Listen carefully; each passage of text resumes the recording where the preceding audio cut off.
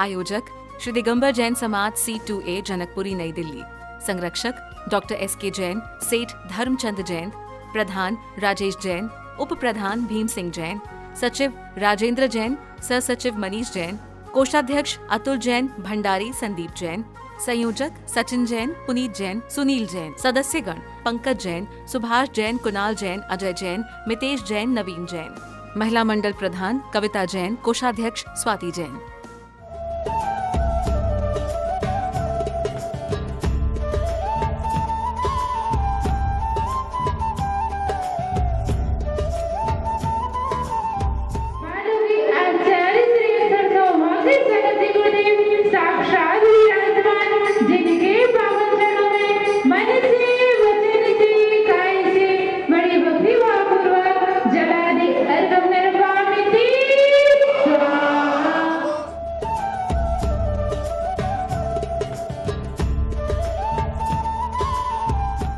स्थापनम अत्र मम सन्नितो भवभो पुष्पांजलिं क्षिपामि। तव जो मन धन गुमान कहा करे जल बुध बुधा करि विनय बहु गुण बड़े जन की ज्ञान का पावे उदा। ओम ह्रीं उत्तम मार्दव धर्मांगाय नमः ऋगमृपामदी। आदर डर भव अनुपम कनक घर पर मणिमयी कलसा। ओम ह्रीं उत्तम तप धर्मांगाय नमः ऋगमृपामदी।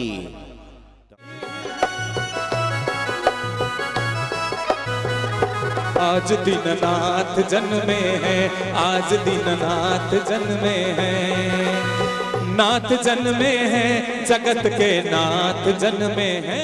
दर्शन करवा मैं आयो माता थारे वंदन करवा मैं आयो। हमारी ज्ञान चूनर रंगवा दो माता जी। खड़े हो जाइए। हमारी ज्ञान चूनर रंगवा दो माता जी। दर्शन करवा मैं आयो। जिनवाणी जग मैया जन्म दुख मेट दो। राजेंद्र जी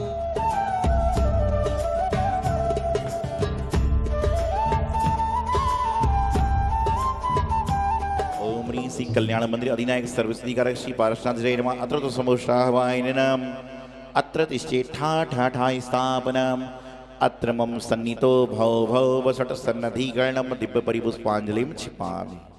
ओम चित्तावणी पार्श्वनाथ जय नमः। ओम चित्तावणी पार्श्वनाथ जय नमः। ओम चित्तावणी पार्श्वनाथ जय नमः। ओम चित्तावणी पार्श्वनाथ जय नमः। ओम चित्तावणी पार्श्वनाथ जय नमः। ओम चित्तावणी पार्श्वनाथ जय नमः। ओम चित्तावणी पार्श्वनाथ जय नमः। ओम चित्तावणी पार्श्वनाथ जय नमः। ओम चित्तावणी पार्श्वनाथ जय नमः। ओम चित्तावणी पार्श्वनाथ जय नमः। ओम चित्तावणी पार्श्वनाथ जय नमः। हमने तो केवल भूमि ली थी और हमारा तो विचार था कि पता नहीं कितना टाइम लगेगा। महाराज जी ने कहा चिंता मत करो, मैं हूँ तुम्हारे साथ और बहुत जल्दी से जल्दी हम मंदिर को बना देंगे।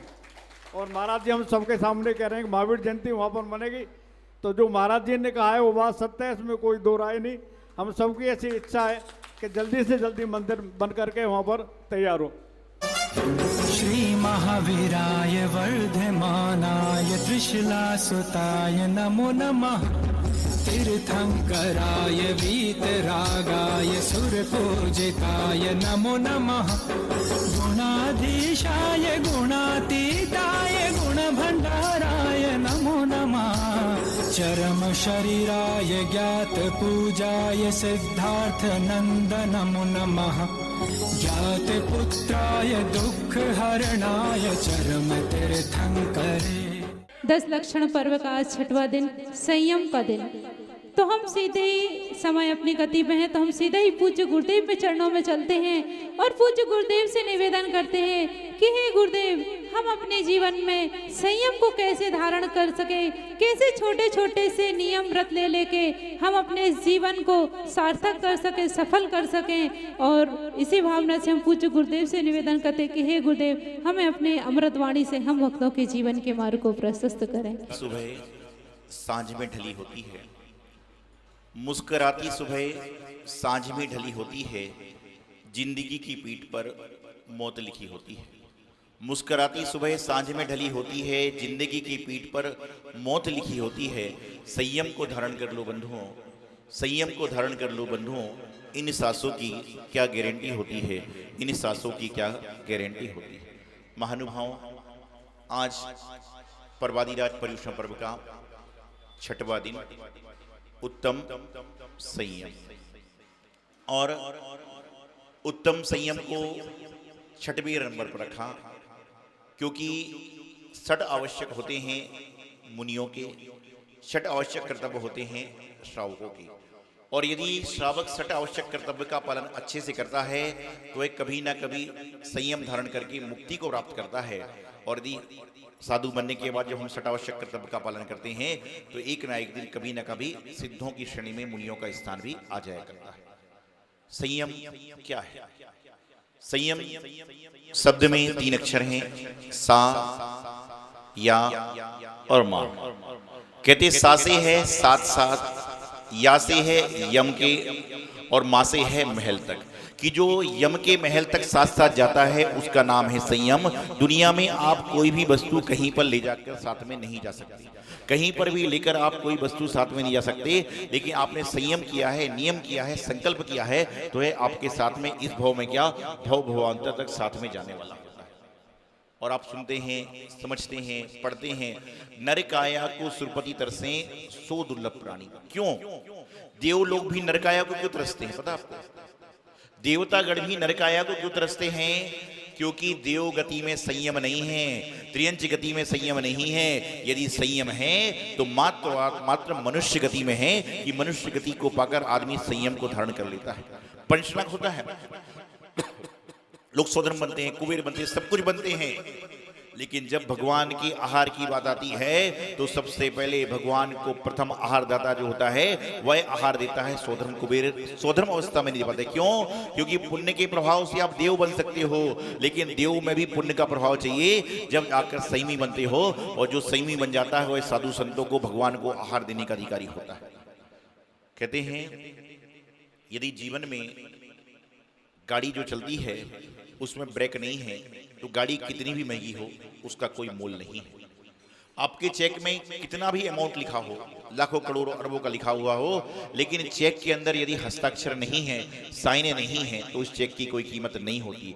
उसी प्रकार से जीवन में आपने तन को बहुत श्रृंगार से सुंदर कर लिया, आपने तन को नाना तरीके से इत्र फुलेल आदि आदि लगाकर आपने बहुत सुंदर सुंदर तरीके से उसको आपने तन को श्रृंगारित कर लिया, लेकिन उस तन पे आपके संयम रूपी मोहर नहीं लगी है तो आपका जीवन संयमहीन कहलाएगा और आपके जीवन का कोई महत्व नहीं है।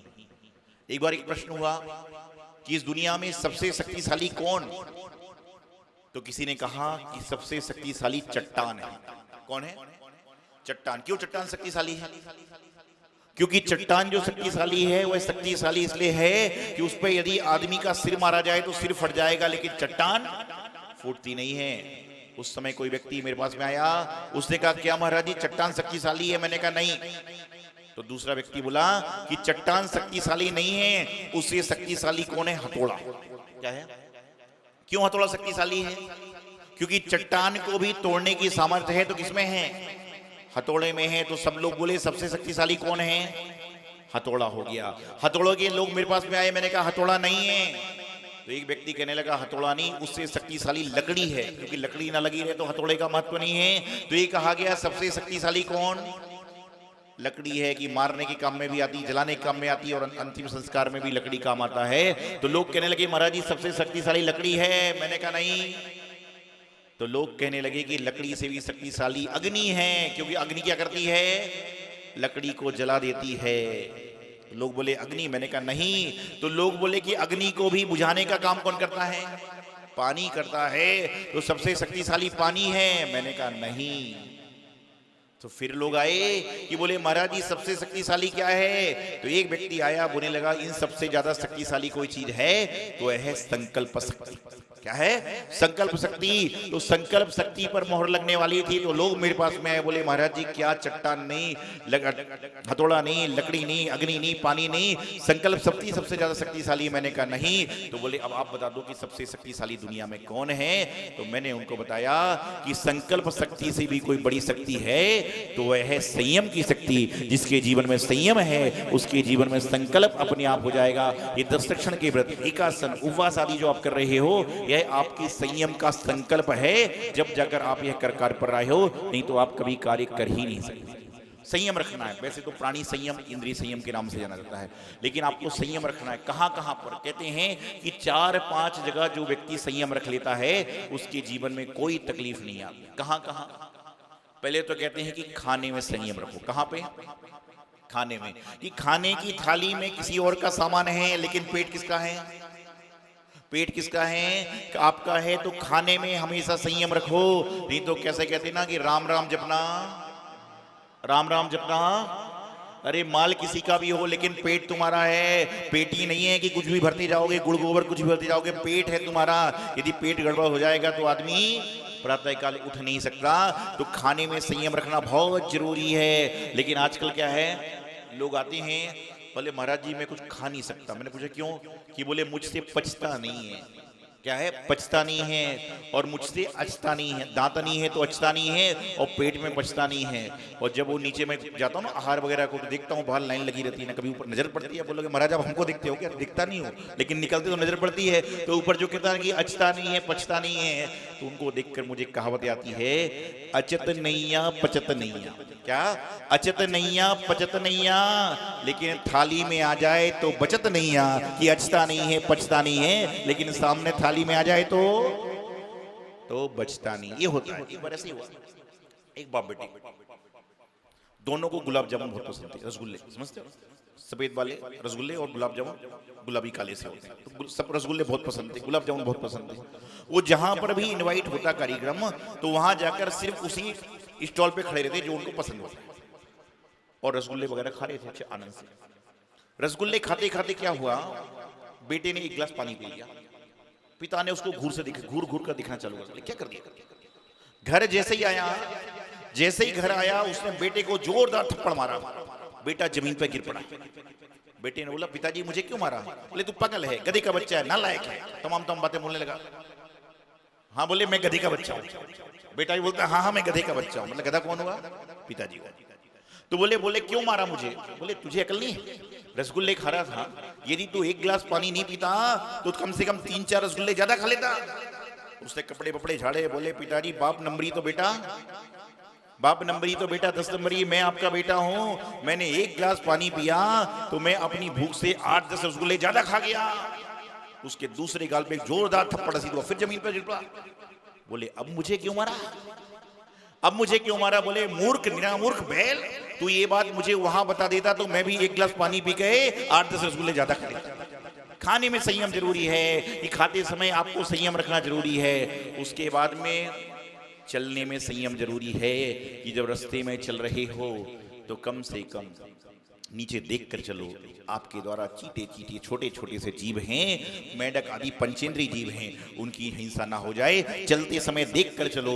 मुनि महाराज तो क्या इडियापत समिति को पालन करते हैं, 4 हाथ भूमि को देखकर चलते से। तो आप कहते हैं ना कि माता जी आपकी नजर कैसी है?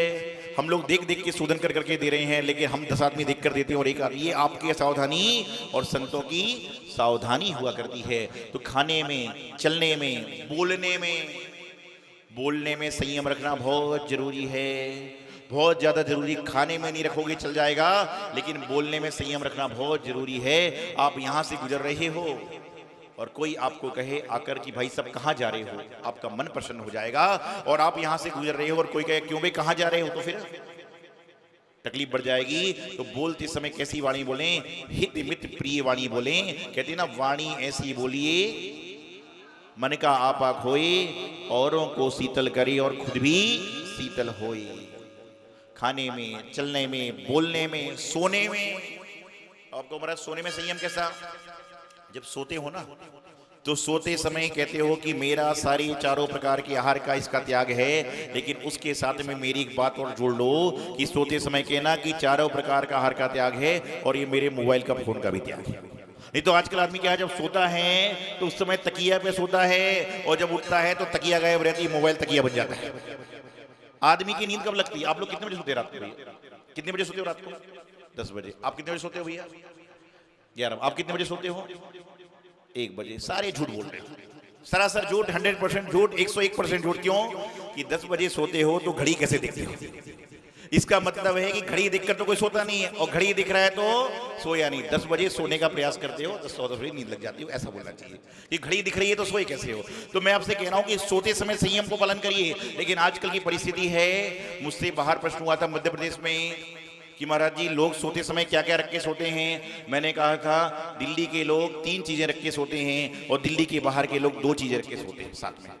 दिल्ली के लोग 3 चीजें रख के सोते हैं और दिल्ली के बाहर के लोग 2 चीजें रख के सोते हैं। दिल्ली के बाहर के लोग एक तो मोबाइल रखते हैं और टीवी का रिमोट साथ में रख के सोते हैं, और दिल्ली के लोग मोबाइल रिमोट और एसी का रिमोट रख के साथ में सोते हैं कि बीच बीच में गर्मी लगती है तो एसी चालू करना पड़ता है, तो एसी का रिमोट, मोबाइल का रिमोट और टीवी का रिमोट, और बाहर एसी की जरूरत नहीं है इसलिए मोबाइल रिमोट चलता है।